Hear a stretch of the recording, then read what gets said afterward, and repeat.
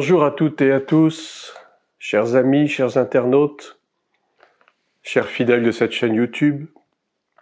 Nous sommes aujourd'hui le 4 janvier 2025 et j'avais à cœur de vous soumettre un petit texte issu du livre de Jérémie au chapitre 29, verset 11. « Car je connais les projets que j'ai formés sur vous, dit l'Éternel, projets de paix et non de malheur, afin de vous donner un avenir et de l'espérance. Vous m'invoquerez et vous partirez. Vous me prierez et je vous exaucerai. Vous me chercherez et vous me trouverez si vous me cherchez de tout votre cœur. Je me laisserai trouver par vous, dit l'Éternel, et je ramènerai vos captifs. Je vous rassemblerai de toutes les nations et de tous les lieux où je vous ai chassés, dit l'Éternel, et je vous ramènerai dans le lieu d'où je vous ai fait aller en captivité. » Parole du Seigneur. Alors, j'ai intitulé cette vidéo « Ce qui nous attend en 2025 ». Alors 2025 est déjà commencé, mais nous avons beaucoup à dire, si je puis m'exprimer ainsi, à propos de cette année nouvelle qui s'annonce. Alors vous me direz, ce texte, oui, ce texte de Jérémie, il s'applique au peuple hébreu qui était en captivité en Babylone, effectivement. Nous savons combien le peuple hébreu a autrefois été tellement rebelle, désobéissant à la voix de son Dieu, que le Seigneur a été maintes et maintes fois obligé de le punir et de l'emmener en captivité pour lui apprendre à être obéissant. Et je dirais qu'aujourd'hui, les chrétiens sont un petit peu à l'image de ce qu'était autrefois Israël. Les chrétiens sont devenus aussi désobéissants et rebelles à la voix du Seigneur. Et je pense que 2025 devrait être une année où les chrétiens vont enfin décider à se tourner vers leur Dieu, vers celui qu'ils prétendent servir, vers celui qu'ils prétendent aimer et adorer. Les chrétiens sont devenus froids. Ils sont même devenus, je dirais pire, ils sont devenus tièdes, ni froids, ni bouillants. Et nous savons ce que le Seigneur réserve comme sort à ces gens-là. Je les vomis de ma bouche, lorsqu'il en parle en Apocalypse. Cette église tiède qui était ni chaude, ni froide, ni bouillante, ni glacée, je dirais même, ni bouillante. Il vaut mieux encore être glacée que tiède, mi-figue, mi-raisin. Je pense que les chrétiens doivent faire attention. Nous sommes dans des temps extrêmement dangereux. Je me fais fort de le rappeler à chaque fois, mais je pense qu'il y a encore des oreilles un peu sourdes, des esprits un peu lents à comprendre. Chrétiens, nous devons nous réveiller. Et ce qui était valable autrefois pour le peuple hébreu l'est aujourd'hui pour nous. Nous sommes dans des temps fâcheux. Regardez comment ce monde va à volo. Alors je ne parlerai pas de ces histoires de guerre en Ukraine, de guerre au Moyen-Orient. Nous savons que ces choses doivent avoir lieu. Et c'est loin d'être terminé, croyez-moi. On nous parle sans cesse de Troisième Guerre mondiale qui est à nos portes. Effectivement, elle est à nos portes. Mais je pense qu'il y a encore beaucoup de choses qui doivent s'accomplir avant que cette Troisième Guerre mondiale se déclenche enfin. Enfin, je ne sais pas, je ne peux pas vous le dire, je ne suis pas prophète, je ne suis pas devin. Mais les choses vont bon train. Et nous savons que cette guerre en Ukraine est un petit peu le prélude à ce que il va arriver bientôt, c'est-à-dire l'installation de ce nouvel ordre mondial dont on nous rabat les oreilles depuis pratiquement un demi-siècle. Mais maintenant c'est fait, les choses sont en place, les choses vont bon train. Cette guerre en Ukraine, qu'est-ce que c'est ? Eh bien, c'est une guerre qui a été fabriquée de toutes pièces par l'Occident, notamment les États-Unis, avec les pays alliés de de l'Europe de l'Ouest, contre la Russie. Pourquoi? Eh bien, tout simplement parce que la Russie, alliée à la Chine, s'oppose au nouvel ordre mondial. Ils ne veulent pas de cet nouvel ordre mondial, qui est pour eux une abomination, une immoralité. Alors, le sachant, bien sûr, l'Occident, États-Unis en tête et Angleterre en tête, les pays anglo-saxons sont à la base de tout cela. Les pays anglo-saxons, vous savez, sont, j'allais dire, la tête de pont de ce nouvel ordre mondial. Eh bien, il faut guerroyer, il faut éliminer la Russie, qui s'oppose au projet des mondialistes.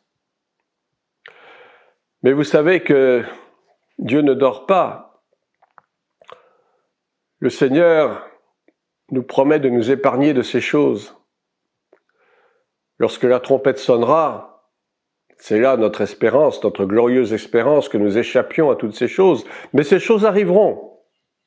Ces choses arriveront, soyons-en certains, convaincus. Mais toutes ces choses, tous ces bruits de guerre ne vont faire que s'amplifier davantage. Petit à petit, tout le Moyen-Orient va s'embraser. Israël est directement visé, nous le savons.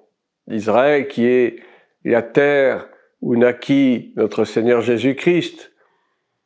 Israël qui est cette terre que Dieu a choisie pour faire venir ce Messie qui va gouverner le monde pendant 1000 ans.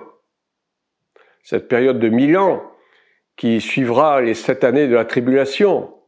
Je ne vais pas rentrer encore dans les détails de la chronologie, mais vous êtes tout de même au courant, je pense que vous êtes suffisamment avertis, vous avez suffisamment lu les Écritures, du moins puis-je le penser, pour connaître l'enchaînement des choses. Mais Dieu est souverain, et les choses paraîtront en leur temps. Ce qui est certain, c'est qu'elles arriveront immanquablement, inexorablement. Et il faut absolument nous tenir prêts. On nous parle aujourd'hui d'une nouvelle pandémie qui risque d'éclore d'ici quelques mois, un nouveau virus qui a été concocté, bien sûr, dans les laboratoires secrets de toutes ces personnes réprouvées, de tous ces pervers qui gouvernent le monde et qui veulent éliminer le plus possible de population, puisque d'après eux, d'après ces têtes bien pensantes, je mets bien pensantes entre guillemets, vous l'avez compris, il ne doit rester sur Terre que 500 millions d'individus. Tout le reste est à éliminer, tout le reste est à mettre à la poubelle, tout le reste est à décimer par quelque moyen que ce soit. Ce peuvent être des guerres, des attentats, et bien sûr, des pandémies. Ou bien des procédés soi-disant thérapeutiques. Je tairai le mot, bien sûr, puisque nous savons que nos chaînes veillent au grain. Des procédés thérapeutiques qui n'ont rien de thérapeutique. Mais enfin, passons. Tout cela n'a qu'un seul but, éliminer le plus possible d'indésirables dans ce monde, les indésirables, les handicapés, les personnes âgées. Faire en sorte que les femmes ne puissent plus enfanter, donc provoquer des stérilités massives, artificiellement. Et puis destruction de la famille, nous le savons, puisque maintenant les unions illicites sont autorisées entre personnes de même sexe. Tout cela, c'est dans un but détruire la famille. Or, la famille, c'est le plan parfait de Dieu. Si Dieu a créé l'homme et la femme, ce n'est pas dans une idée folle, ce n'est pas une utopie de sa part, c'est parce que ces choses doivent demeurer. C'est le plan parfait de Dieu. Mais aujourd'hui, tout est tendance à détruire, la destruction programmée, destruction de la famille, destruction des valeurs morales et surtout destruction de la foi chrétienne. Tout cela est orienté vers un seul but, détruire le christianisme. Alors je ne parle pas de certaines dénominations traditionnelles, bien sûr, qui continuent à marcher dans l'air du temps, qui continuent à obéir aveuglément à tout ce que l'État peut prescrire, les médias étant complices. Non, je parle des vrais disciples de Christ. Je parle de la véritable épouse, l'épouse de Christ, qui n'est encore que fiancée, mais qui doit faire en sorte de tenir sa robe exempte de souillure. Rappelons-nous la fameuse parabole des 10 vierges, 5 folles et 5 sages. Nous devons faire partie des 5 sages. Il utilise le chiffre 5 parce que le 5, c'est le chiffre de la grâce. Faisons partie de l'épouse, de la future épouse. N'écoutons plus ce qui se dit dans les médias. Ne portons plus trop attention aux choses de ce siècle. 2025 sera une année difficile, je vous le dis. Je ne suis pas le seul à le dire. Elle sera de plus en plus difficile pour nous tous qui croyons au Seigneur Jésus-Christ. Nous devons serrer nos ceintures, nous devons nous armer du casque du salut, de l'épée de l'esprit, de la ceinture de la vérité, du bouclier de la foi surtout. Marchons par la foi. Arrêtons de marcher par la vue. Arrêtons de marcher dans les raisonnements. Arrêtons de prier pour demander n'importe quoi, pour demander des choses terrestres, pour réclamer des bénédictions. Regardons à l'essentiel. Regardons à notre avenir en tant que fils et filles de Dieu, en tant que disciples de Jésus-Christ. Ne nous laissons plus séduire par l'environnement des médias. Ne nous laissons plus distraire. Les chrétiens aiment trop les distractions. L'Église est en plein divertissement. Il y a trop de divertissement chez les chrétiens. On aime se perdre à droite et à gauche dans des choses futiles. Mais là n'est pas la question. Les temps sont courts maintenant. Les temps sont courts. Alors je ne vous dis pas que l'enlèvement sera demain ou après-demain, mais il peut être à tout moment. À tout moment, Dieu est souverain dans ses décisions. Alors oui, il y a un calendrier. Nous savons qu'il y a certaines périodes qui sont plus propices que d'autres, mais encore une fois, les choses peuvent se produire beaucoup plus rapidement que nous le pensons. 2025 sera une année difficile. Avec l'élection de M. Donald Trump à la Maison-Blanche, ne croyons pas que les choses vont aller bon train, que tout va revenir dans l'ordre. J'ai ma conviction personnelle au sujet de ce monsieur. Je vous l'ai déjà partagé. Pour moi, ce n'est pas un vrai chrétien. Pour moi, c'est un homme de l'ombre. Il affiche un certain christianisme, entre guillemets, mais tout cela n'est qu'illusion et tromperie. Vous savez, c'est facile de parler de Dieu pour tromper. C'est facile de proclamer des grandes choses, des belles choses, de dire que la Bible est la parole de Dieu, etc. Tout le monde peut le faire. Vous savez que les démons aussi connaissent la parole de Dieu, mais eux, ils tremblent. Mais ces gens-là ne tremblent pas, parce qu'ils sont sûrs de leur fait. Ils sont absolument certains qu'ils sont là pour un but précis, c'est-à-dire détruire ce monde pour faire renaître un ordre nouveau, le nouvel ordre mondial en l'occurrence. Ordo ab chaos, il faut d'abord créer le chaos pour remettre un nouvel ordre. Et comment crée-t-on le chaos? Eh bien précisément, je l'ai dit tout à l'heure, par des guerres, par des épidémies, par la famine, par de la destruction des familles, destruction des valeurs chrétiennes, etc. Monsieur Trump est environné de 2 personnages pour le moins mystérieux. Le premier, son gendre, Monsieur Jared Kushner, dont j'ai déjà parlé, et puis un autre, Monsieur Elon Musk, qui est assez bizarre ce monsieur, il est assez obscur, tellement obscur que sa société Neuralink, qui veut proposer des implants cérébraux pour pouvoir mieux contrôler la population. Alors tout cela, on nous décrit comme étant effectivement quelque chose de bénéfique pour les personnes qui auraient des troubles de mémoire, pour les personnes qui auraient des troubles mentaux, pour soigner même de la dépression, pour des personnes handicapées physiques. Tout cela est bel et bon, mais est-ce réellement le but recherché? Je pense que non. Le but recherché, c'est de nous mettre sous contrôle une fois de plus. Le transhumanisme, l'intelligence artificielle, tout cela ne présage rien de bon. Alors on peut nous les présenter sous des aspects tellement intéressants, tellement prometteurs, c'est le progrès. Il faut pouvoir en profiter, on peut faire des choses merveilleuses avec. On peut faire des opérations chirurgicales à distance. Qu'est-ce qu'on ne peut pas inventer grâce à l'intelligence artificielle? On peut créer soi-même ses propres romans, enfin, les possibilités sont tellement innombrables que c'est tellement séduisant, c'est tellement attirant. Mais vous savez, ces choses-là cachent la vérité. Derrière ces choses tellement attirantes et tellement séduisantes, il y a la mort, il y a la destruction programmée.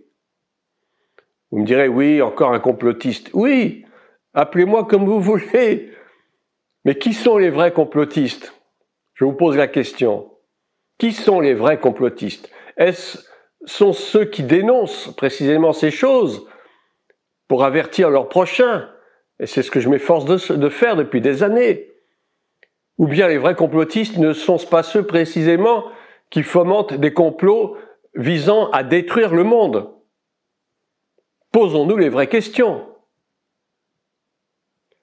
Les chrétiens d'aujourd'hui sont trop endormis. Frères et sœurs, chers amis, réveillez-vous. Informez-vous, mais dans les bonnes sources. Dans les bonnes sources. Certaines chaînes de télévision sont à proscrire totalement. Certains médias sont à proscrire totalement. Informez-vous de la bonne façon. Et puis surtout, scrutez les Écritures, sondez les Écritures. Tout est là. Année 2025 ne sera pas une année de paix pour le monde, ou alors ce sera une fausse paix. Les accords de paix, les accords d'Abraham qui ont déjà été signés, il y en aura d'autres. Et il y en aura d'autres. Mais tout ce que le monde nous promet comme paix, comme sécurité, nous savons ce que ça vaut. Tout cela nous prépare à l'avènement de l'Antéchrist, de l'homme du péché. Et les choses vont de plus en plus rapidement. Je ne cesse de le dire, je ne cesse de le répéter. Préparons-nous à l'inévitable. L'année 2025 devrait être une année où nous faisons teshuva, retour vers le Père. Réconciliez-vous avec Dieu. Réconcilions-nous les uns envers les autres. Pardonnons-nous réciproquement. Arrêtons de nous critiquer pour ne rien dire, pour le plaisir de détruire, pour le plaisir de faire du mal. Tout cela ne nous aidera en rien. Examinons-nous nous-mêmes au lieu d'examiner les autres. Jugeons-nous nous-mêmes au lieu de juger les autres. Le pardon et l'amour doivent être de plus en plus forts dans cette année 2025. Nous devons cultiver un amour toujours plus grand pour nos familles, bien sûr, en premier lieu, pour nos conjoints, nos conjointes, nos enfants, nos petits-enfants, nos frères et sœurs dans la foi. Arrêtons les compromissions. Arrêtons les critiques gratuites. Je ne suis pas là pour juger, mais malheureusement, les chrétiens aiment trop se critiquer les uns les autres. Moi, je suis plus spirituel que toi. Ah bon? À quel titre? Personne n'est plus spirituel que son voisin. Celui qui est spirituel, c'est celui qui sait s'en remettre à Dieu en toutes choses. C'est ça, la vraie spiritualité. C'est pas de prier 5 heures de suite, en racontant toujours la même chose. Vous savez que Dieu n'est pas sourd. Dieu entend parfaitement. Mais au lieu de faire des prières blablabla, réclamons la paix, réclamons la joie, réclamons l'amour parfait qui bannit la crainte. Nous sommes captifs de nous-mêmes. Et Dieu veut nous sortir de cette captivité, comme je l'ai lu dans ce passage de Jérémie. Dieu nous promet d'être en paix. Dieu nous promet d'être en sécurité, mais non pas comme le monde nous donne. Ne vous rappelez pas les premiers commencements, dit Ésaïe. Voici, je fais une création nouvelle. Ne la voyez-vous pas? Cette création nouvelle, c'est ce que le Seigneur nous promet, mais pas pour tout de suite. Déjà, commençons à mettre en nous une création nouvelle, un cœur nouveau, un esprit nouveau, un cœur de chair et non plus un cœur de pierre. Les chrétiens sont trop méchants et égoïstes les uns envers les autres. C'est pitoyable. Seigneur, donne-nous un cœur de chair. Donne-nous de nous aimer davantage les uns les autres. Même ceux qui ne sont pas chrétiens, nous devons les aimer aussi. Qu'est-ce que dit Matthieu 7? Tout ce que vous voulez que les hommes fassent pour vous, faites-le de même pour eux, car c'est la loi et les prophètes. Oui, c'est la loi et les prophètes. Ce que tu fais en mal à quelqu'un retournera en mal contre toi. Ce que tu fais en bien à quelqu'un retournera en bien contre toi, envers toi plutôt. On n'aime pas seulement les chrétiens. Bon, on aime son prochain. Son prochain, ça peut être ton collègue de travail. Ça peut être, je ne sais pas moi, quelqu'un que tu fréquentes tous les jours. Tu dois aimer tout le monde. Dieu ne nous a pas prédestinés à la haine. Ce n'est pas parce que quelqu'un est différent de toi que tu dois le détester ou l'ignorer ou le mépriser. Bien sûr que nous devons commencer par nos frères et sœurs dans la foi, bien sûr. Mais ce n'est pas une raison pour mépriser les autres. Ne serait-ce que pour qu'ils voient que nous avons un comportement d'amour, un comportement de bienveillance. Et cela peut les amener à Christ.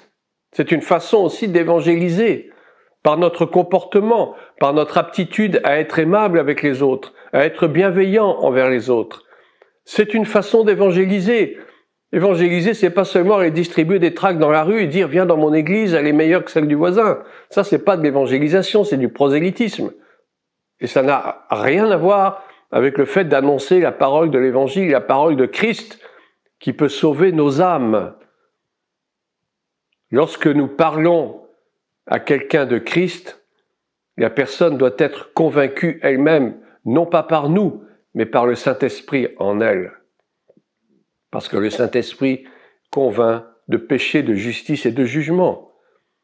Nous n'avons pas à convaincre qui que ce soit. Nous n'avons pas à obliger qui que ce soit à croire.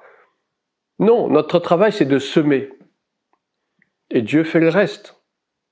Il y a des pasteurs, il y a des bons pasteurs, ça existe. Dieu merci, il y en a encore quelques-uns qui nous aident à grandir. Ce n'est pas pour autant que nous devons les déifier, les adorer. Non, ça c'est un autre problème. Attachons-nous au Seigneur Jésus-Christ. On ne s'attache pas aux hommes. Les hommes ne sont pas Dieu. 2025 sera une année décisive pour l'Église, sera une année décisive pour les chrétiens, sera une année décisive pour le monde. Le monde va connaître des bouleversements sans précédent, des choses de plus en plus difficiles à supporter. Et nous devons continuer à être cette lumière qui luit dans les ténèbres et qui permet aux hommes de se raccrocher à quelqu'un. Et ce quelqu'un, c'est Christ. C'est pas le gouvernement. Ne mettons pas notre foi dans le gouvernement. Le gouvernement ne fera jamais rien de bon pour nous. Ce ne sont que des hommes pécheurs de surcroît. Eux aussi ont besoin de la lumière de l'Évangile. Personnellement, je ne me sens pas capable d'aller annoncer l'Évangile à ces gens-là, mais si Dieu le veut réellement, Dieu veut que je le fasse, je le ferai. Même si cela doit me coûter. Mais pour l'instant, ce n'est pas le cas. Mais ces personnes ont besoin d'être sauvées aussi. Ce n'est pas parce qu'elles sont, entre guillemets, mauvaises ou malfaisantes ou malveillantes qu'elles n'ont pas droit d'être sauvées. Tout le monde a le droit d'être sauvé. Mais Dieu connaît ceux qui lui appartiennent. Vous savez, quand on vit pendant des siècles et des années dans le péché, dans l'iniquité, c'est très difficile de sortir de là. Mais pourtant, j'en suis un exemple vivant. Et d'autres. Ces gens-là ont aussi besoin d'être sauvés. Le plan parfait de Dieu, c'est que l'humanité entière soit sauvée. Alors faisons notre part en cette année 2025. Je vous renouvelle tous mes vœux, bien sûr, et surtout mes vœux de garder la paix. Mon souhait le plus cher pour vous, c'est que vous gardiez la paix au-dedans de vous, que vous gardiez la joie de vivre malgré tout, que vous continuiez dans vos activités, dans votre travail, dans votre emploi, dans votre vie familiale, dans tout ce que vous pouvez faire. Le Seigneur ne veut pas que nous soyons inactifs en attendant que ça se passe. Le Seigneur ne veut pas que nous soyons là, dans l'attente, en ne faisant rien. Non, le Seigneur veut des personnes qui agissent. Lorsque dans Matthieu 24, Jésus parle de l'enlèvement, parce qu'il en parle, de deux hommes qui seront dans un champ, l'un sera pris, l'autre laissé. Ils sont en activité. De deux femmes qui moudront à la meule, une sera prise, l'autre laissée. Ces personnes étaient en activité lorsque la trompette a sonné. Le Seigneur veut nous trouver en activité. Ça peut se produire lorsque nous sommes en emploi, lorsque nous sommes en train de conduire, lorsque nous sommes chez nous, lorsque nous dormons. Ça peut se produire à n'importe quel moment, à n'importe quel moment. Soyons prêts. Arrêtons de regarder autour de nous avec des yeux apeurés, des yeux inquiets. L'inquiétude ne changera rien, l'anxiété ne changera rien, la dépression ne changera rien. Tout au plus, ça peut nous mener à la tombe. Et derrière ça, il y aura quoi? La perdition éternelle. Les gens se suicident, pensant qu'ils vont trouver la paix. Malheureusement pour eux, leur avenir est encore pire que ce qu'ils auront vécu sur terre. Des souffrances éternelles. Quelle tragédie! Quelle tragédie! Des gens se font injecter des produits pour achever leur faim parce qu'ils sont gravement malades, ils ont des maladies incurables. Ils se font euthanasier, pensant trouver la paix, la libération. Et leur entourage les encourage à cela parfois. Mais c'est épouvantable, c'est pitoyable. Ces gens-là ne savent pas, ils n'ont même pas idée de ce qui les attend derrière. La mort éternelle. Ils pensaient trouver la paix. Ils vont trouver le châtiment suprême de ceux qui méprisent la vie que Dieu leur a donnée. Seigneur, vraiment je prie en ce moment pour que nos yeux s'ouvrent, nos oreilles s'ouvrent, notre intelligence s'ouvre, notre discernement s'ouvre, que nous cultivions avec acharnement le fruit de l'esprit et que surtout nous cultivions l'amour parfait entre nous. Que Dieu vous bénisse abondamment cette nouvelle année. Ouvrons les yeux et les oreilles et soyons en paix avec nous-mêmes et avec les autres.